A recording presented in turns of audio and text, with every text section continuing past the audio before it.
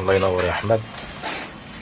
زي ما احنا شايفين طريقة تركيب المقاسات الكبيرة، بنفرد المادة طبعا بطول دراعنا زي ما احنا شايفين اهو. اهم حاجة فردة المادة دي يا جماعة في شغلها، عشان دي مهمة جدا. لو الفردة مش مظبوطة الطريقة بتاعت التركيب بتختل في تركيب السيراميك. طبعا زي ما احنا شايفين اهو، نبتدي نضغط عليها بالهزاز عشان نشبع كل جوانب السيراميكا بالمادة، ميبقاش فيها اي مشكلة. طبعا لازم تكون الارضية مستوية. نبتدي طبعا زي ما احنا شايفين نركب الكليبسات بتاعتنا، نفرد السيراميكا اللي بعد منها.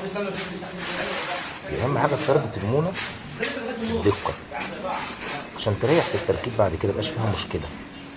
بعد كده خد عندك بعد كده بقى المساحات اللي انت عايز افرد فيها زي ما انت عايز، طبعا مع تساوي الارضية. لازم يكون مضايق بالمحارة اللي دي الدرع الارضية يكون يعني ممكن جدا في عمله، عشان خاطر الغلطة هنا بتبقى يعني متعبة جدا، سواء كانت في الميول او في شغل الترابيع لازم عشان يبقى كذا واحد معانا طبعا المقابل بتاعتنا. نبتدي نريح زي ما احنا شايفين اهو، واحدة واحدة، ونبتدي نركب الكليبسات ونبتدي ندوس طبعا عليها بالهزاز نوسطنها كويس، وده أهم حاجة في الشغل بتاعنا.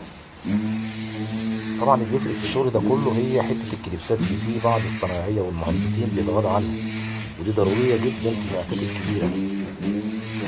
عشان كده نقدر من خلال الكليبسات نساوي السيراميكا حتى لو كانت هي مقاس كبير. في الحالات المقاس الكبير ده بيحصل عملية هبوط أو تسنينة بسبب طول السيراميكا، سواء كان عرض أو طول في نفس الوقت.